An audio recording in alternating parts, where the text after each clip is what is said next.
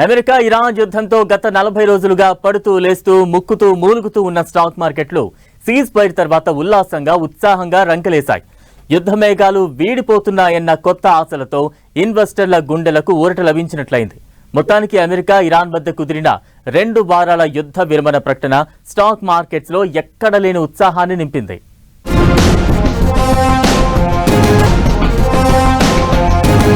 40 రోజులుగా స్టాక్ మార్కెట్లపై యుద్ధం ఎఫెక్ట్.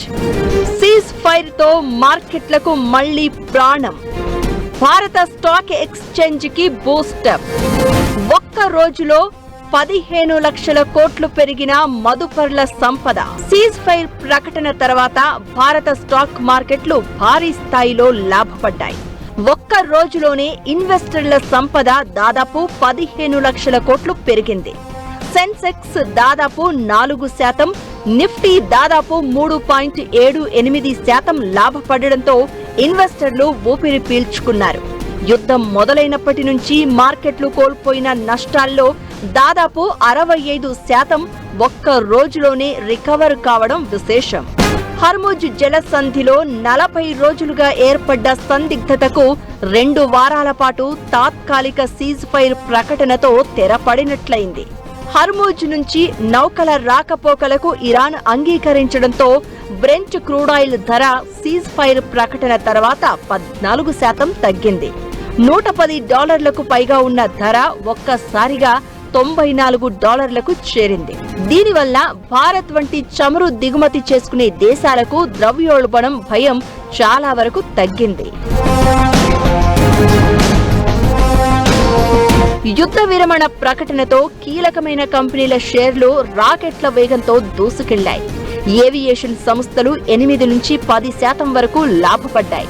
ఇటు ముడిసరుకు ఖర్చులు తగ్గుతాయన్న అంచనాతో పెయింట్, టైర్ల షేర్లు పుంజుకున్నాయి. మిడిల్ ఈస్ట్ లో భారీ ప్రాజెక్టులున్న L&T 7% పైగా లాభపడింది.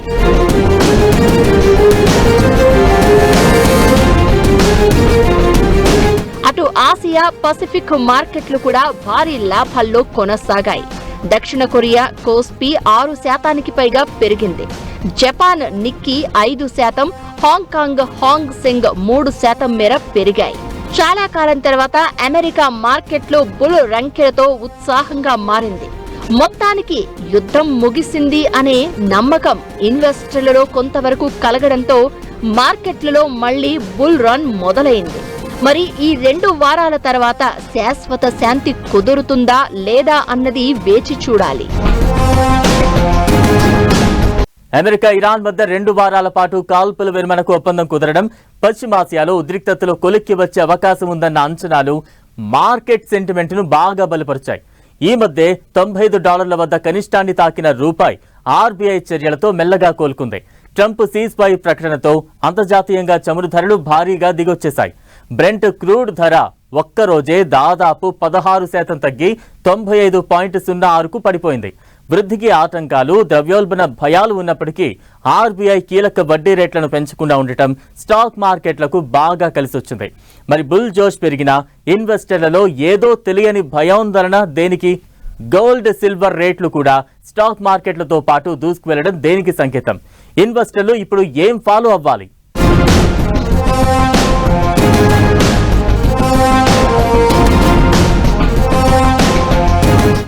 బుల్ రంకెలేసిన ఇన్వెస్టర్లలో అయోమయం. మార్కెట్లలో అప్ ట్రెండ్. మరి గోల్డ్, సిల్వర్ రేట్లు కూడా ఎలా పెరుగుతున్నాయి? గోల్డ్, సిల్వర్ ఫ్యూచర్ ఎలా ఉండనుంది?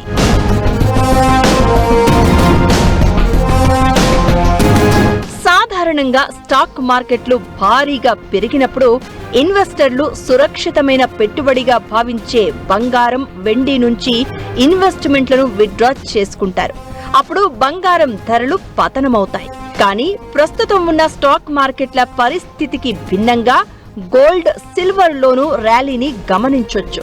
ఈ వైరుధ్యం ఇన్వెస్టర్లలో అయోమయానికి కారణమవుతోంది. యుద్ధ విరమణ వల్ల చమురు ధరలు తగ్గాయి. ఇది అమెరికన్ డాలర్ విలువను కొంత బలహీనం చేసింది. డాలర్ బలహీన పడితే అంతర్జాతీయ మార్కెట్లో బంగారానికి ధర పెరుగుతుంది.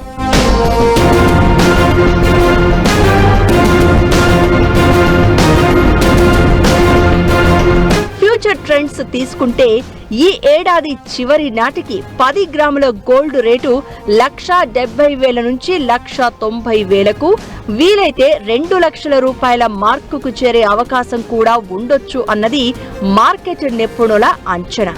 కేంద్ర బ్యాంకులు డాలర్ నిల్వల కంటే బంగారం నిల్వలపై ఎక్కువ ఆసక్తి చూపిస్తూ ఉండడంతో ర్యాలీకి మద్దతు పెరుగుతోంది. ఇది కొనుగోలుకు మంచి సమయం అనేది కొందరి భావన.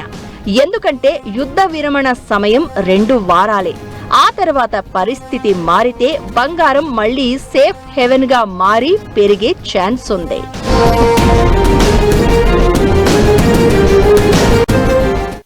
అమెరికా ఫ్యూచర్ లో మళ్ళీ ఇరాన్ మీద దాడి చెయ్యబోమని హామీ ఇవ్వాలి. ఈ 2 వారాల్లోనే హామీ ఇచ్చేటువంటి పరిస్థితి ట్రంప్ కి లేదు. నా అంచనా ప్రకారం ఈ 2 వారాల్ని కూడా రియాక్షన్ టైం కింద తీసుకున్నాడు. ఆల్రెడీ 3,500 ల్యాండ్ ఫోర్సెస్ అనేటువంటివి ఇరాన్ భూభాగం అక్కడ మధ్యప్రాచ్యంలో ల్యాండ్ అయినవి. వాళ్ళు ఏ క్షణంలో అయినా సరే ల్యాండ్ వార్ అనేటువంటిది స్టార్ట్ చేయొచ్చు. ఇది యుద్ధ పరంగా చూస్తే ఇది ఒక రియాక్షన్ టైం. ఈ 2 వారాల టైం తీసుకుని అక్కడ గ్రౌండ్ ని జాగ్రత్తగా స్టడీ చేయడం. ఎందుకంటే ఇరాన్ ని వాళ్ళ సొంత దేశంలో కొట్టాలి అంటే గ్రౌండ్ ని బాగా స్టడీ చేయాలి. గ్రౌండ్ స్టడీ చేయాలి అంటే కనుక వీళ్ళకి రియాక్షన్ టైం కావాలి. బహుశా ఈ సీజ్ ఫైర్ అనేటువంటి ఒక నేపంతో ఇతను ఏమన్నా సరే ఆ ల్యాండ్ ఫోర్సెస్ ని ఫర్దర్ గా ప్రిపేర్ చేస్తున్నాడా, ఇంకొక మందిని తీసుకొచ్చి 10,000 మంది ఫోర్స్ తో అటాక్ చేయిస్తాడా అనేటువంటిది వేచి చూడాలి. వెండి విషయానికి వస్తే ఇది కేవలం ఇన్వెస్ట్మెంట్ బేస్ పైనే కాకుండా ఇండస్ట్రియల్ పరంగా కూడా గిరాకీ ఎక్కువగా ఉంది. సోలార్ ప్యానెల్స్, ఎలక్ట్రిక్ వాహనాలు, ఇతర ఎలక్ట్రిక్ వస్తువుల తయారీలో వెండి వినియోగం పెరుగుతోంది. దీంతో పాటు యుద్ధ భయాల వల్ల ఇన్వెస్ట్మెంట్లు పెరుగుతున్నాయి. ఇప్పటికైతే వార్ చల్లారే ఛాన్స్ ఉందన్న అంచనాలతో ఇక పారిశ్రామిక రంగం పరుగులు పెడుతుందన్న ఆశలతో వెండికి డిమాండ్ పెరుగుతోంది. సిల్వర్ కూడా రాబోయే కాలంలో కిలో 3 లక్షలకు చేరే ట్రెండ్ కనిపిస్తోంది.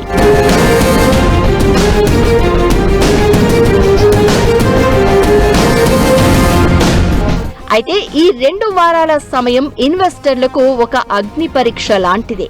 ఈలోపు అమెరికా అధ్యక్షుడు ట్రంప్ నుంచి వచ్చే ప్రకటనలు, ఇరాన్ విషయంలో అమెరికా అవలంబించే వైఖరిని బట్టి స్టాక్ మార్కెట్లలో ఊగిసలాటలు ఉండబోతున్నాయని నిపుణులు చెబుతున్నారు. పైగా స్టాక్ మార్కెట్లతో పోల్చితే బంగారం, వెండి ధరలు కూడా పెరగడం ఒక కన్ఫ్యూజన్ ను క్రియేట్ చేస్తోంది. లోపల ఏదో ఆర్థిక సంక్షోభం లేదా భౌగోళిక రాజకీయ ఉద్రిక్తతలు దాగి ఉన్నాయని, అంటే ఇంకా ఇన్వెస్టర్లలో యుద్ధ భయాలు కంటిన్యూ అవుతున్నాయన్నది స్పష్టమవుతోంది.